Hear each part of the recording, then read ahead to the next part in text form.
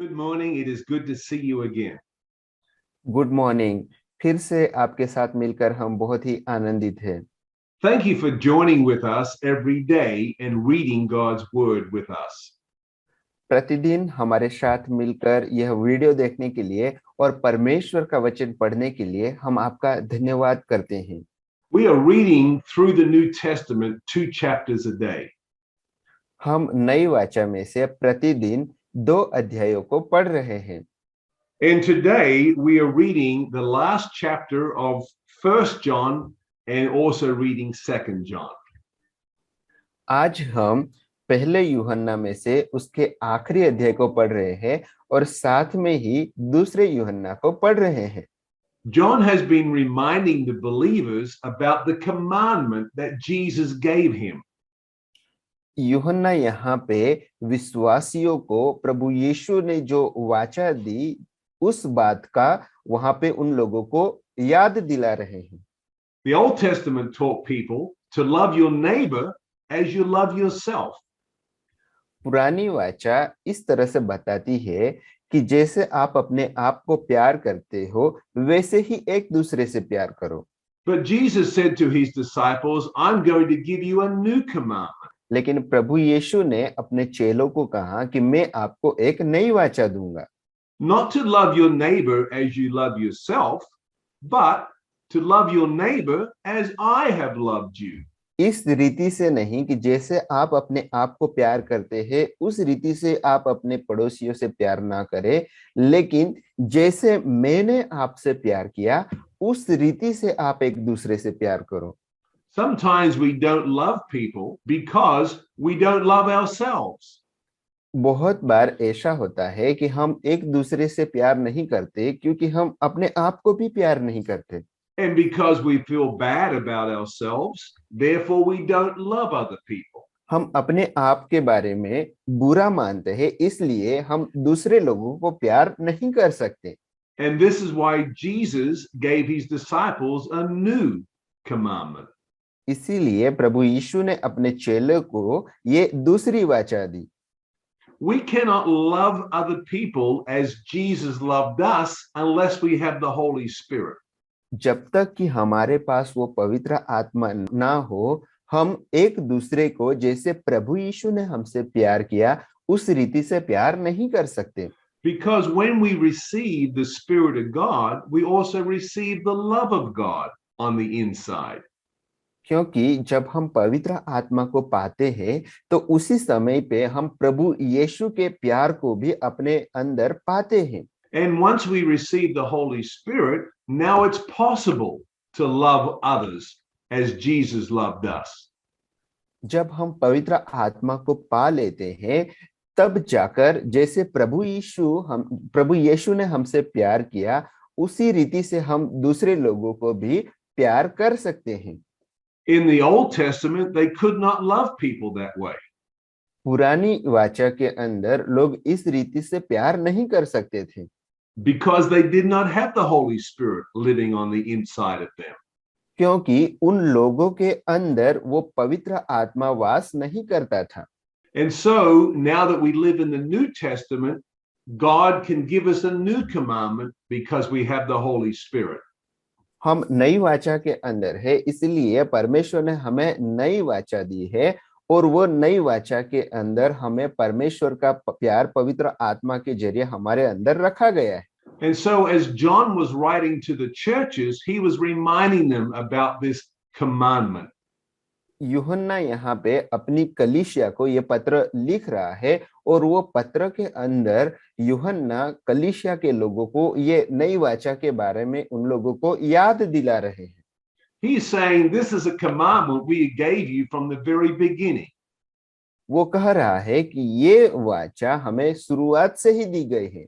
And so I'm reminding you about this new commandment that Jesus gave us. और मैं भी आप लोगों को प्रभु यीशु ने जो ये नई वाचा दी है ये वाचा को आप लोगों को याद दिला रहा हूँ।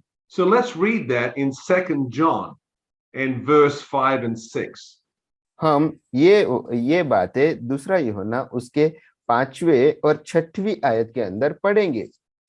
अब हे महिला मैं तुझे कोई नई आज्ञा नहीं परन वही जो आरंभ से हमारे पास है लिखता हूँ और तुझसे विनती करता हूँ कि हम एक दूसरे से प्रेम रखें और प्रेम यह है कि हम उसकी आज्ञाओं के अनुसार चले। यह वही आज्ञा है जो तुमने आरंभ से सुनी है और तुम्हें इस पर चलना भी चाहिए। आमीन। Amen. So the commandments for the believer are a lot simpler than commandments for the Old Testament people. पुरानी वाचा के अंदर पुराने नियम के लोगों के पास जो वाचा थी उस वाचा से नए नियम की जो वाचा है वो बहुत ही सरल है। So when you are taught to obey God's commandments as a believer, the commandment is to love. जब आप लोगों को इस बात को बताया जाता है कि आप लोगों को परमेश्वर के नियम का पालन करना है तो नई वाचा का नियम यह है कि एक दूसरे से प्यार करो। Because if you love other people as Jesus loved you, then you're obeying every commandment. अगर आप लोग प्रभु यीशु ने जैसे प्यार किया उस रीति से आप एक दूसरे से प्यार करते हैं तो उन बातों के अंदर सारे नियम आ जाते हैं। So John was telling his people, you also have to obey the commands of God, but your commandments are different. यूहन्ना भी कलीसिया के लोगों को कह रहा है कि आप लोगों को भी वो नियम का पालन करना है, लेकिन ये जो नियम है, ये जो नई वाचा है, यह वाचा अलग है। Let's go back to 1 John in chapter 5. हम फिर से पहला यूहन्ना उसके 5वें अध्याय में जाएंगे। And we're going to read verses 2 and 3.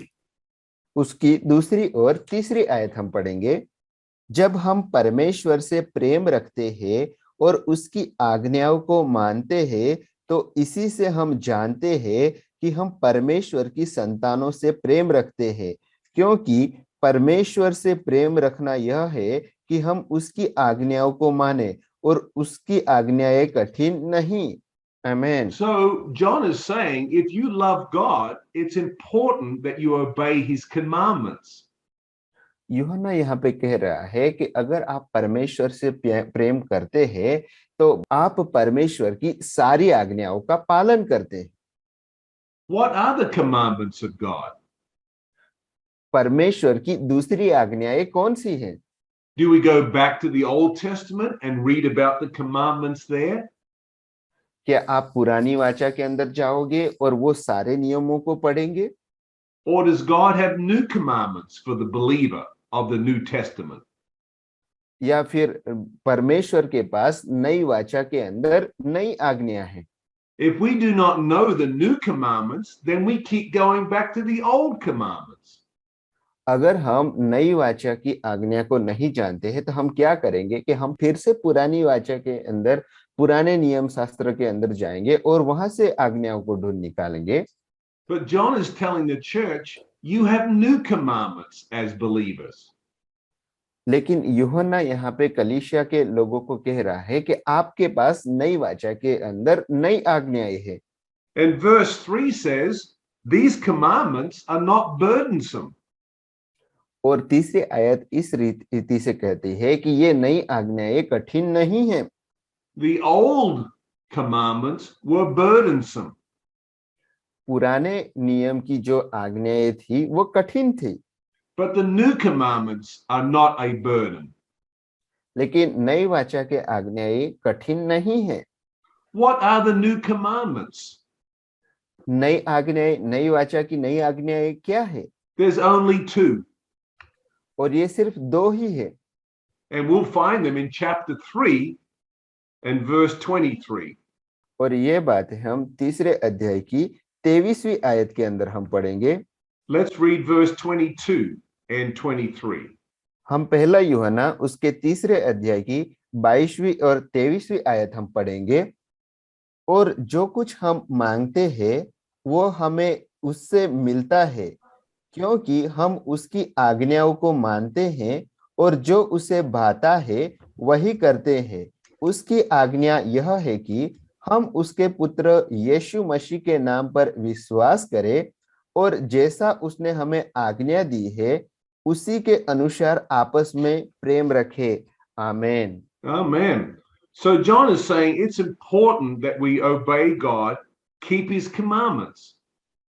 यूहन्ना यहाँ पे बता रहा है कि ये बात बहुत ही जरूरी है कि हम परमेश्वर की आज्ञाओं को माने This is pleasing to him. और ये परमेश्वर को भाता है।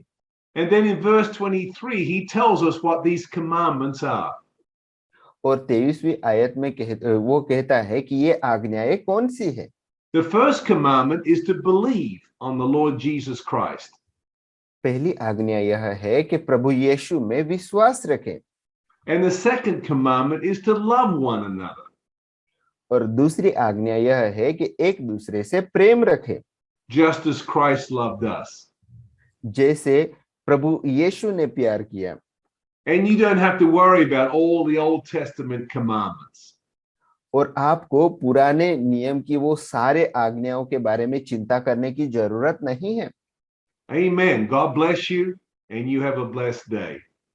आमीन। पिता परमेश्वर आपको आशीषित करे और आज का दिन आपके लिए आशीषमय हो।